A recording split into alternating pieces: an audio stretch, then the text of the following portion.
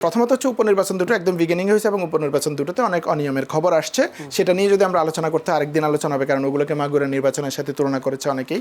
বিএনপির ৩ মাস, যদিও অনেকে বলছেন হানিমুন পিরিয়ড, এই হানিমুন পিরিয়ডে আসলে বিএনপির সফলতা এবং সেই ব্যর্থতা এবং সামনের প্রস্তুতি বিষয়গুলো নিয়ে আমরা একটু আলোচনা করতে চাই। প্রথমে একটু ডক্টর শিব্বির আহমেদের কাছে একটু যেতে চাই। ডক্টর শিব্বির আহমেদ, আপনার কি মনে হয় বিএনপি যে ক্ষমতায় আসলো, যদি বলি একেবারে ভূমিধস বিজয়ের মধ্য দিয়ে ২১৩টি আসন নিয়ে এখন বিএনপি বেশ বীর দর্পে সংসদে তারা সংসদ চালিয়ে যাচ্ছেন এবং সরকারও চালিয়ে যাচ্ছেন, যদি এখন বিএনপির সফলতা এবং ব্যর্থতা যদি আপনাকে বলতে বলি, আপনি কি বলবেন? ধন্যবাদ। বা এই ৩ মাসে আসলে সফলতা ব্যর্থতা পর্যবেক্ষণ করার সময় এসেছে কিনা? ধন্যবাদ আপনাকে, আমার সহালোচককেও ধন্যবাদ এবং দর্শকদেরকেও। সরকারের ৩ মাস হলো, তো আমরা এটা মোটামুটি একটা সময় বলা যায়, যদিও এনাফ সময় না যে সরকারের একদম মূল্যায়ন করবার মতো। অ্যাটলিস্ট ৬ মাস গেলে হয়তো কিছু প্রগ্রেস দেখা যাবে। ৩ মাসে আমরা যেটা দেখতে পারি সেটা হচ্ছে সরকারের মোটিভ বা সরকার জনগণের ট্রাস্ট বিল্ড করতে পারছে কিনা, জনগণের আস্থা অর্জন করতে পারছে কিনা কর্মকাণ্ড দিয়ে, এটা দেখা যেতে পারে। সরকারের কার্যক্রম শুরু করার পর থেকে ধরেন আমরা তো সুন্দর সংসদ দেখছি, সরকার দল বিরোধী দল রেসপন্সিবল আচরণ করছেন সংসদে মোটামুটি, এবং বিরোধী দলও সংসদে আছেন, সংসদ বয়কট করছেন না, আলোচনা করছেন। এটা গণতন্ত্রের জন্য ভালো। আর সরকারের পক্ষ থেকে সরকারের কিছু কমিটমেন্ট জনগণের কাছে ছিল, তারা নির্বাচন আগে কিছু ওয়াদা করেছে, কিছু কিছু তারা পালন করবার চেষ্টা করছে, শুরু করছে, যেমন ফ্যামিলি কার্ড বা অন্যান্য কার্ড দেয়া, এই ধরনের কাজ। খাল খননের কথাও বলেছিল, সেগুলোরও কিছু কাজ শুরু করেছে। এটা একটা গুড স্টার্ট যে আমাদের কিছু কিছু কমিটমেন্ট আমরা পালন করছি। তারেক রহমান কিছুটা একটা জেন্টলম্যান লুক দেওয়ার চেষ্টা করছেন ওনার বডি ল্যাঙ্গুয়েজে, আচার আচরণে, কাজকর্মের মধ্য দিয়ে, অফিস করার মধ্য দিয়ে। সেগুলো পজিটিভ, ইতিবাচক হিসেবে দেখতে চাই আমি। আর সরকারের যদি মোটা দাগে আমি যেটা দেখতে চাই যে আমাদের অর্থনীতি ভঙ্গুর, একথা ট্রু, এবং গত 15 বছরে আমাদের অর্থনৈতিক ব্যবস্থা, অর্থনৈতিক প্রতিষ্ঠানগুলো, ব্যাংকগুলো ধ্বংস হয়েছে, টাকা পাচার হয়েছে, লুটপাট হয়েছে, মেগা প্রজেক্টের নামে দুর্নীতি হয়েছে বড় বড়। তো এরকম একটা ভঙ্গুর অর্থনীতির মধ্য দিয়ে আছি, যেখানে আমাদের শুধুমাত্র সুদেই পরিশোধ করতে হচ্ছে বাজেটের 12 থেকে 15%, এবারও হয়তো আরও বেশি হবে সেই পরিমাণ।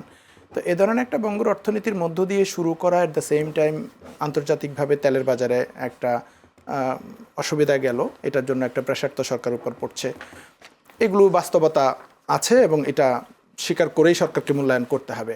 তো যে জায়গাটা আমি মনে করি যে সরকারের কমিটমেন্টের জায়গায় সরকার জনগণের রাস্তা তৈরি করতে পারছে না, সেটার নাম্বার 1 হচ্ছে গণভোটের জায়গাটা। যে গণভোটে সরকারের, এটা কিন্তু সরকারের একটা কমিটমেন্ট ছিল যে আপনারা হ্যাঁ ভোট দেন, আমরা সংস্কারগুলো করব, এই কথা বলে তারা ভোট চেয়েছে। এখন এসে টালবাহানা করছেন, নির্লিপ্ততা দেখাচ্ছেন, এটাকে অ্যাভয়েড করছেন। এটা একটা জনগণের প্রতি দেয়া কমিটমেন্টের ভায়োলেশন আমি মনে করি। আশা করি জনগণের সাথে দেওয়া কমিটমেন্ট, তারেক রহমান রিসেন্টলি কুমিল্লা গিয়েছেন, বলছেন যে আমরা যে কমিটমেন্ট দিয়ে আসি জনগণের সাথে সেটা পালন করি। তো আশা করি উনি এটার ব্যাপারেও ওই জায়গায় থাকবেন যে জনগণের সাথে দেওয়া কমিটমেন্ট পালন করবেন। গণভোট এবং জুলাই সনদ বাস্তবায়নের কথা বলছেন? গণভোটের কথা বলছি, জুলাই সনদের কথা ওনারা বলছেন, কিন্তু জুলাই সনদে নাহিদ ইসলাম আক্তার ওনারা বলেছেন যে এখানে একটা নোট অ্যাড করা হয়েছে পরবর্তীতে, যেটা ইনিশিয়ালি ছিল না। তারপরেও সেটা ওনাদের আলোচনা করবার ব্যাপার। কিন্তু গণভোট যেটা হয়েছে, এটা তো সরাসরি তারেক রহমানই কমিটমেন্ট দিয়েছেন যে আপনারা গণভোটে হাঁ দেন, হাঁ জিতলে আমরা হচ্ছে এই সংস্কারগুলো করব। সেক্ষেত্রে প্রধানমন্ত্রী তারেক রহমান যদি আশ্বস্ত করে থাকেন, রাইট, না তাহলে বিরোধী দলগুলো কেন রাজনীতিতে বা রাজপথে?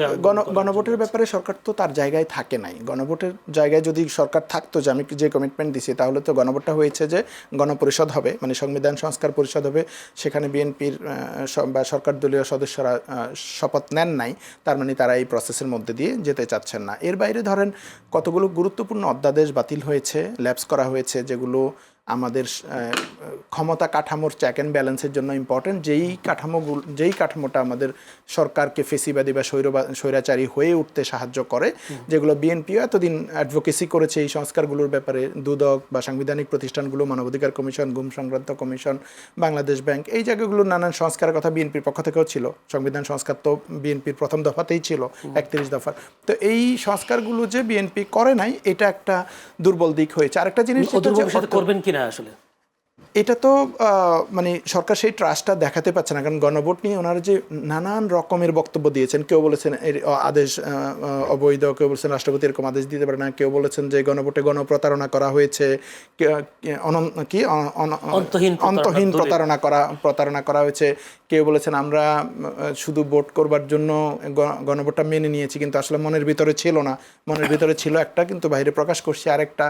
তো এই ধরনের নানান কথা বলা তো আসলে ইন্ডিকেট করে না যে আমরা পালন করবো। যেমন শুরুতে যখন ওনারা সংবিধান সংস্কার পরিষদের শপথ নিচ্ছিলেন না, তখন বলছেন আমরা শপথ নিব, কয়েকদিন পরে নিব বা সামহাও অ্যাভয়েড করতে চাচ্ছেন, কিন্তু এখন তো আর ওই পজিশনটাতে নাই জনগণের যে ট্রাস্টটা তৈরি হওয়া। এবং সিমিলারলি ধরেন অর্থনৈতিক জায়গায়ও যে সরকার ট্রাস্ট অর্জন করতে পারতেছে কিনা, এইটার কিছু সিম্বল হচ্ছে আপনার যে কাছে কোনো তথ্য আছে কিনা যে বলছেন জনগণের ট্রাস্টের ঘাটতি পড়ছে? না, জনগণের ট্রাস্ট কি আসলে ঘাটতি ট্রাস্টটা পড়ছে? না, এই জায়গাতে ট্রাস্টটা আপনি মেজার করবেন কি করে? জনগণ 70% মানুষ ভোট দিয়েছে, তার মানে এই 70% জনগণ হচ্ছে গণভোটের বাস্তবায়ন চায়।